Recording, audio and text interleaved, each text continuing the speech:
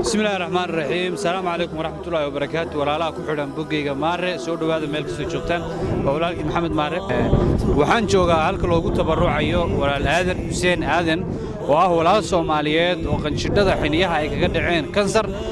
لبصر نكور والله وقال يودك جديسة لكن كنسر كي أنا ولي كدمان أو كسي في ذا يمك قلينkiisina ay sabab u noqotayba in dhibaato kale ay ku soo baxdo taasoo ah inay isku furanto saxarada iyo kaadida dhibaatooyinka uu qabo waxa kamid ah in meeshii saxarada loogu talagalay ay kaadidu ka timaado meeshii kaadida loogu talagalay ay saxaradu ka timaado marka walaalihiina khayrka jecel isoo raaca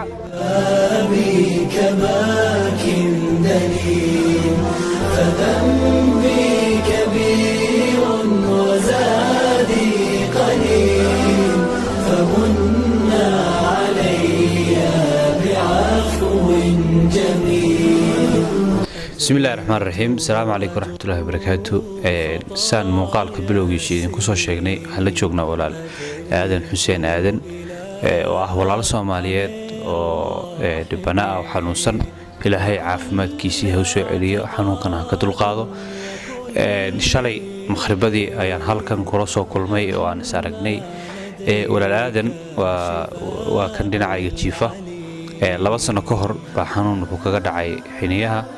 waxaa la geeyay magaalada Muqdisho cisbitaalka Yardameeli oo lagu qalay halkaas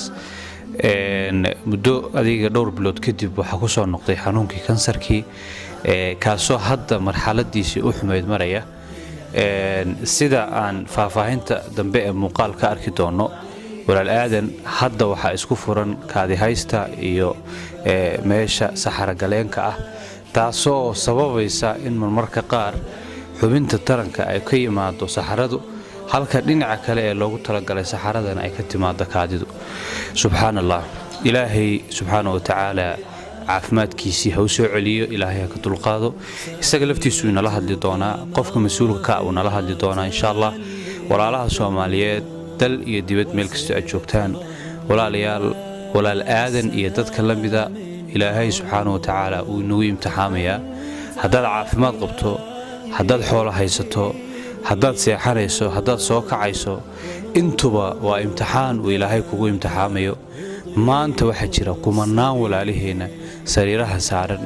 aan gacan dhaqaajin karin xanuunsan mucjisooyin ilaahay subhanahu wa ta'ala waaweyn oo aan waligeen arag oo maaragtay la jiifa walaal aadan baa kamida oo xanuunkiisa aan waligay maqalin laakiin ilaahay subhanahu wa ta'ala uu maaragtay uu ku sababay horta ugu horeyn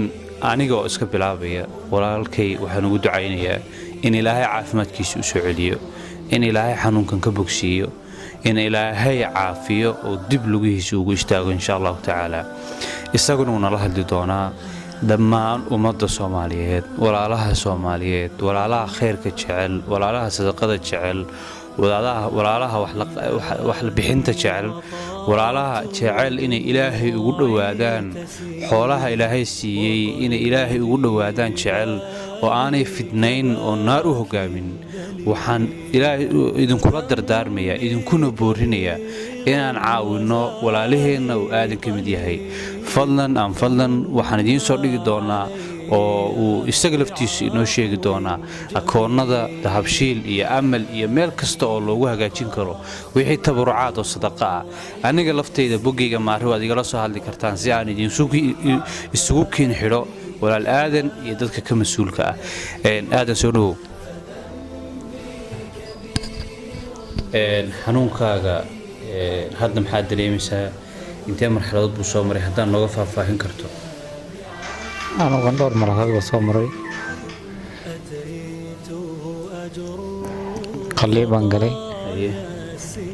وقرنا ويا إلى لوسن markii hore xagu kaaga dhacay xanuun أنا ويا كده قنجرة أنا meesha ku jiraan qanjiraha ku jiraan booska ximiyo ku fadhiyaa waaya kadib waxaan xanuunsaday qalliin baan galay qalliinkaas faa'iido kama aanay inaan dhaawac weyn bii geystay waa isku fureen saaxiradii kaadada baa si qaldan la isku talay baa la isugu talay waaye xanuunkuna waa sii ziyaaday sii siyaad haye kansarkana bartiisu taagay asagana waa sii faafara waa inaan malaynaya kansarkuna wuu soconaya waa sii soconayaa mar walba waa sax awoodii dhan waa iga dhacday haye hadalkana waa sii yaryahay waa kaas yaraanaya haye maxaa ummadda Soomaaliyeed iyo walaalaha muxsiniinta ee khayrka jecel aad weydiisanaysaa muslimiinta inay soo caawiyaan meel walba ay joogaan dal iyo dibad khayr ilaahay siiya hadalka badan waa inuu raashinna ma qaato biyaha iyo shaaha bas biyo iyo shaaha kaa digay raashin afka ma gelinaysa bil waa dhantaan raashin uun waaye alxamdulilah ilaahay khayr siiya waayahay walaal aadan hadalkuu dhibaya suu inoo sheegay marka wax badan ma rabno inaan maaragtay ka sii hadalsiino waxaa rabaa aadan inaan ka codsado inuu i tuso meesha qalliinka oo caloosha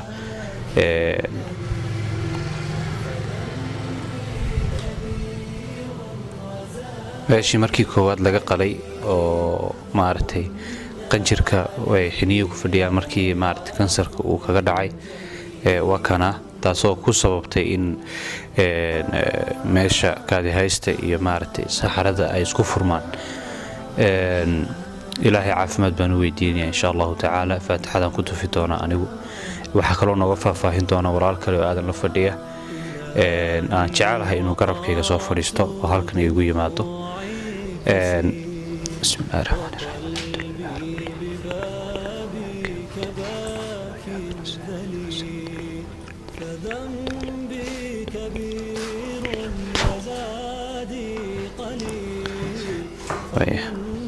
waxaa garabkayga bidix fadhiya walaal maxamuud cabdiqaadir oo ka mid ah dadka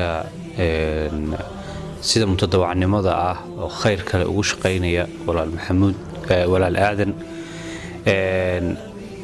waa ninka ilaahay ka sukow sabab u noqday in aan anigu la kulmo walaal aadan gaadhigii aan soo aragnay ee suuqa joogay ayuu maaragtay ninkii keenay walaalkeen tabarucaadka ururinayay ee dadka u dhexgalay weyaan isagaa xaaladiisa si fiican noogala socday isagaa noo faahfaahin doono wuxuu u baahan yahay iyo lambarada lagala soo xidhiiri karo intaba soo dhowo walaal maxamed adoo noo soo koobaya aadan xanuunkiisa dhakhaatiirtu maxay idin dhaheen waxyaabahaasoo dhan noo faahfaahin walaal بسم الله الرحمن الرحيم الحمد لله رب العالمين والصلاة والسلام على نبينا محمد وعلى آله وأصحابه أجمعين طبعا هذا وقف مسلمة أو walaalkeena oo aad iyo aad u dhibaataysan xanuunkiisa waxaan u gudbinay isbitaal ku yaala wadanka Hindiya ayaan la xiriirnay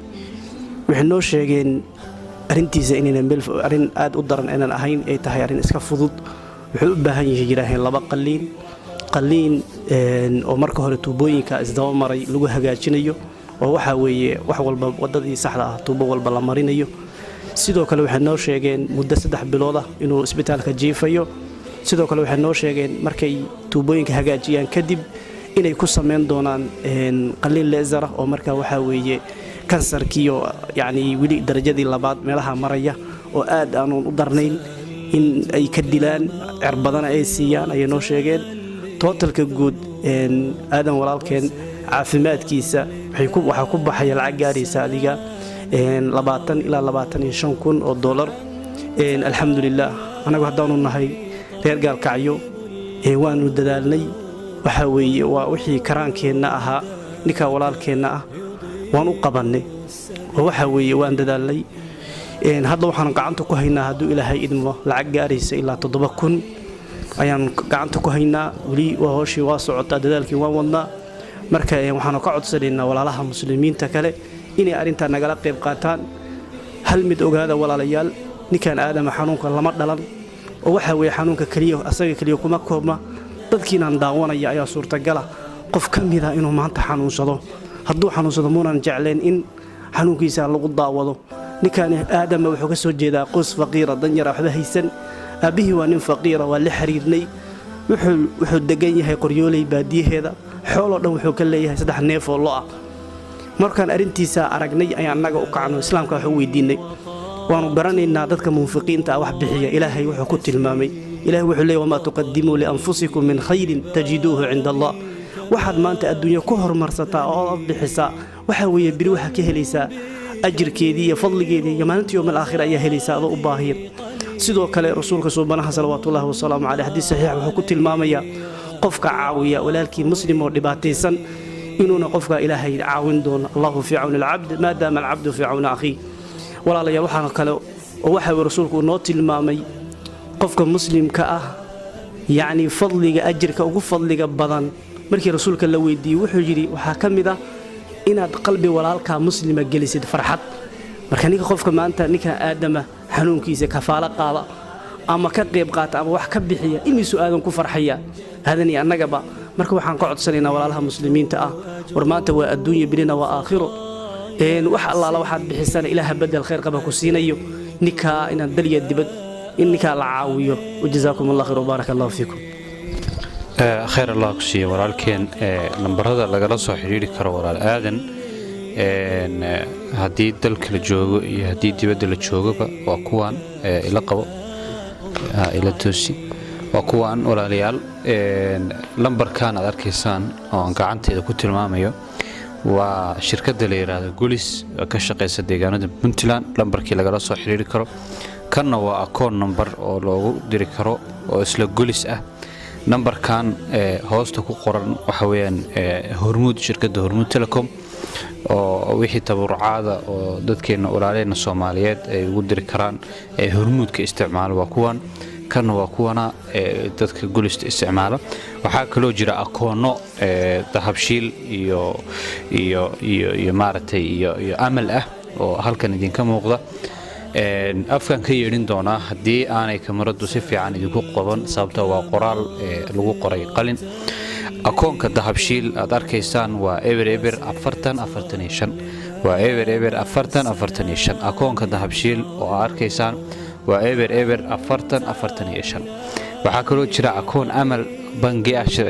bangiga amal ah oo halkan isna ku qoran oo ah 10 marka aan ku celiyo waa 10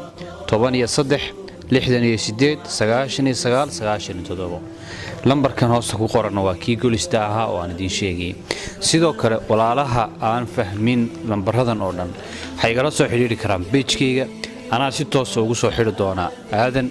iyo maaragtay iyo walaalka muxsinka ee raba inuu wax la baxo iyaga si toos ah u wada xiriiri doona insha Allah taala marka haddii aan lambarka aadan fahmin walaal ila soo xiriir waxaan si naxariis la idinka codsanayaa haddii xataa aadan u awoodin inaad dhaqaale ku caawiso fadlan ducadaada ku caawi ducada ayaa lacag ka qiimo badan ducadaada ku caawi waxaan kaloo kaa codsanayaa muuqaalkan inaad gaadhsiiso walaalaha muxsiniinta ah mu'miniinta ah khayrka jecel wanaagga jecel wax la baxsiga jecel ilaahayna u dhowaadaan jecel inay aadan caawiyaan waa mahadsantihiin intaasan ku soo gabagabaynaynaa muuqaalkeenna khayr allah idin siiyo meel kasta aad joogtaan waxaan idinkula dardaarmayaa salaada soonka iyo sakada iyo wax kastoo ilaahay loogu dhowaanayo asalaamu calaykum waraxmatullaahi wabarakaatu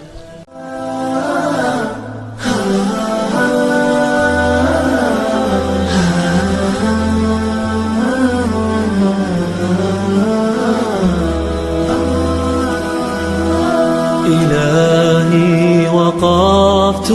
دموعي تسيل